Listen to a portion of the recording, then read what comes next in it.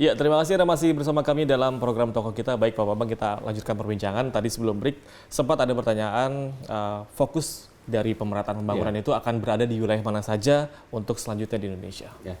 Kebetulan memang Indonesia saat ini masih punya PR besar dalam konteks pemerataan wilayah.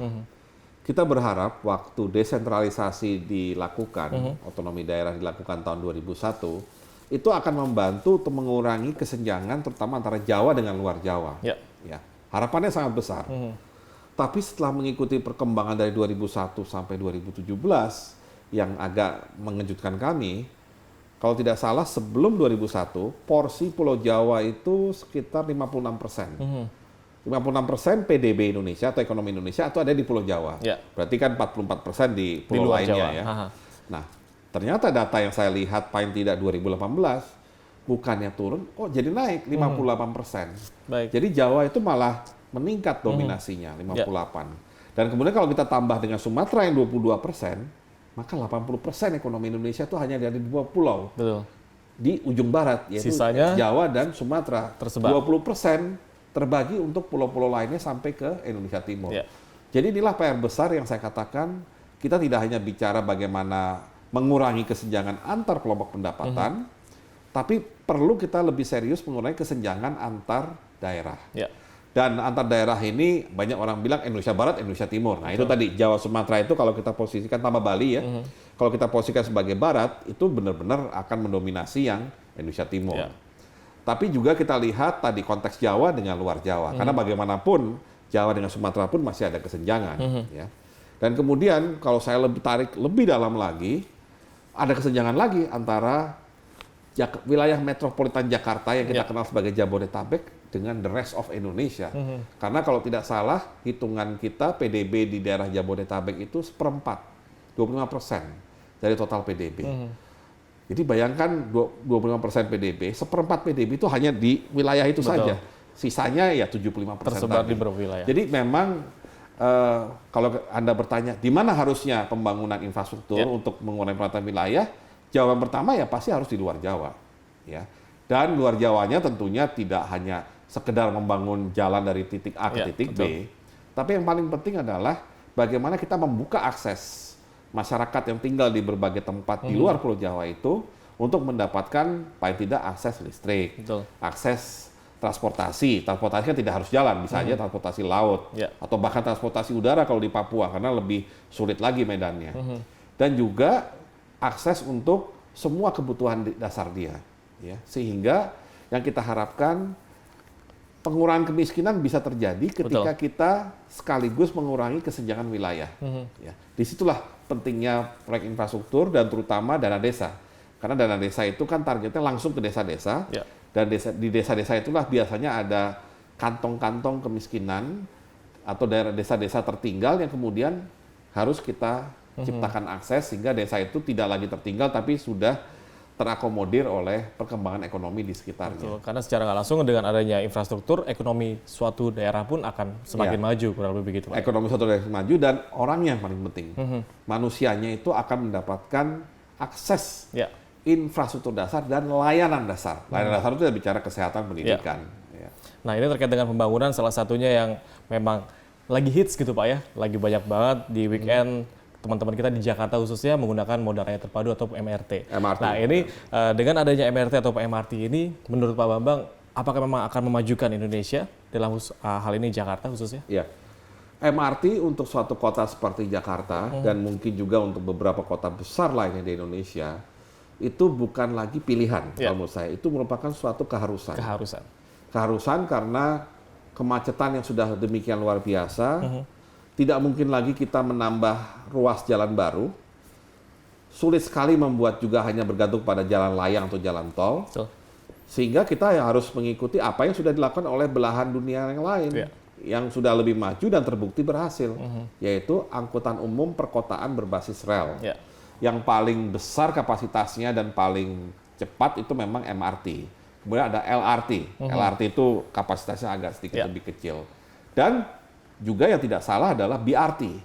Bus Rapid Transit itu busway yang kita lihat sekarang. Ya. Jadi memang bagi Jakarta, BRT-nya sudah ada, LRT juga mulai sudah dibangun, tapi menurut saya MRT tetap harus diperluas. Karena saya bandingkan misalkan Jakarta dengan Mexico City. Ini dua-duanya emerging market, sama-sama G20. Per kapitanya lebih tinggi Meksiko, tapi ya Jakarta sama Meksiko tuh punya kesamaan, penduduknya banyak. Karena konsentrasi penduduk Meksiko dan Indonesia tuh adanya di kota-kota tadi, Jakarta dan Mexico City. Mexico City hari ini sudah punya 12 lane, ya 12 apa ya, jalur 12 jalur. Kalau saya nggak mau ngomong satu, itu setengah. Karena itu baru north south yang tahap 1, belum sampai ke stasiun kota gitu. Sudah 1 berarti Pak ya? Ya setengah. Oh sudah baru setengah. Yang operasional baru setengah. Mereka udah 12 ya. Jadi memang kita perlu mengejar ketinggalan.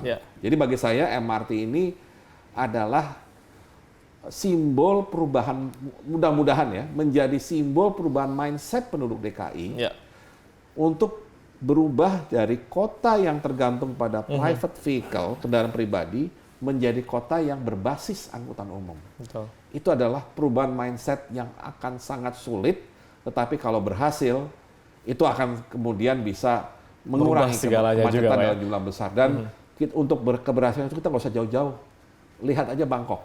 Ya. Ketika Bangkok menyelesaikan LRT dan kemudian masyarakatnya mulai terbiasa dengan LRT karena konektivitasnya bagus, akhirnya sekarang bagi orang Bangkok LRT adalah way of life, lifestyle. Betul. Ya, mereka merasa tidak nyaman kalau perginya pakai kendaraan pribadi. Mereka LRT dan sekarang mereka juga punya MRT juga. Gitu. Berarti bisa dikatakan MRT itu kan tadi Pak Bambang sempat mengatakan keharusan begitu Pak. Apakah memang memungkinkan ini dibangun lagi di daerah-daerah selain Jakarta? Tadi yang paling penting adalah kita lihat kriteria kota-kotanya. Kalau kota itu punya potensi, punya penduduk sampai 5 juta atau lebih, menurut saya sudah saatnya kota itu mulai membangun MRT atau paling tidak LRT. Ya. Kalau kotanya sekarang mungkin 1 juta, 2 juta, mungkin kita bisa mulai dengan BRT dulu, Bus Rapid Transit. Tetapi yang selalu saya katakan kepada banyak pihak, kita jangan pernah menunggu sampai masalah itu datang ke kita. Kita harus antisipatif, yaitu kita tahu bahwa suatu saat penduduk akan banyak, suatu saat kemacetan akan datang. Jadi lebih baik kita antisipasi dari sekarang. Betul.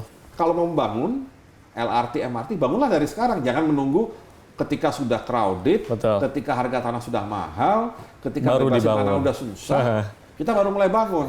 Ya, belum lagi waktu kita ingat waktu bangun MRT. Orang kan kalau lewat Jalan Sudirman tuh merasa ini kapan sih selesainya gitu. Luar biasa hektik gitu ya. Luar biasa dan ada proyek sana sini.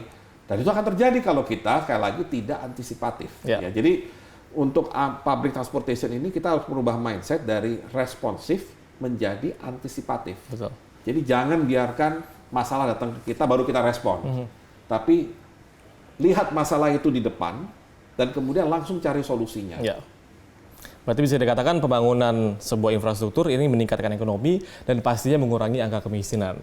Nah ini selain pembangunan ekonomi atau pembangunan infrastruktur, strategi apa yang paling tepat untuk mengurangi angka kemiskinan di Indonesia, Pak? Kalau kemiskinan itu saya selalu melihat itu ada 3 faktor utama. Yaitu pertama, harus ada pertumbuhan ekonomi yang menciptakan lapangan kerja. Lapangan kerja itu penting. Karena untuk mengurangi kemiskinan yang paling jitu itu adalah orang yang tadi tidak bekerja, nggak punya income. Bekerja, punya income. Dan kalau bisa income yang layak. Ya. Jadi penciptaan lapangan kerja itu nomor 1. Kedua, tidak semua orang itu punya kemampuan untuk bekerja. Atau bakatnya bukan bekerja, tapi berusaha. Jadi entrepreneur tadi Pak ya? Ya, entrepreneurship ataupun apa ya, pembukaan lapangan usaha, pembukaan kesempatan berusaha itu harus selalu diupayakan. Jadi jangan pernah anti investasi jawabannya. Karena investasi, kalau yang melakukan investasinya orang lain, paling nggak dia menciptakan lapangan kerja. Atau investasi itu dilakukan oleh orang-orang yang membutuhkan tadi. Ya meskipun dalam skala kecil, UMKM. Itu juga akan menciptakan lapangan kerja juga dan mengeluarkan orang tersebut dari kemiskinan. Nah ketiga, negara kan harus hadir. Karena negara harus hadir, maka negara hadir dengan yang namanya bantuan sosial tepat sasaran. Itu harus. Terutama bagi kelompok yang extreme poverty, kemiskinan akut. Mereka ini hidup di bawah 80% garis kemiskinan kita. Sehingga untuk mengangkat itu nggak bisa hanya mengandalkan mereka akses lapangan kerja atau berusaha. Harus ada upaya dari pemerintah untuk mengangkat mereka ke atas dulu. Dari situ baru mereka punya kemampuan untuk masuk lapangan kerja atau kesempatan berusaha. Jadi strategi-strategi tadi salah satunya untuk mencapai visi 2045 di Indonesia ya, tadi ya Pak ya. Karena di visi 2045 itu kalau negara maju nggak boleh ngomong kemiskinan 5%. Udah nggak ada lagi gitu ya. Harus mendekati 0. Baik. Nah, itu harus. Terima kasih banyak Pak Bambang telah meluangkan waktu bersama kami dalam program Toko kita. Dan pemirsa, akhir kata saya Reva Fardani pamit undur diri. Wassalamualaikum warahmatullahi wabarakatuh.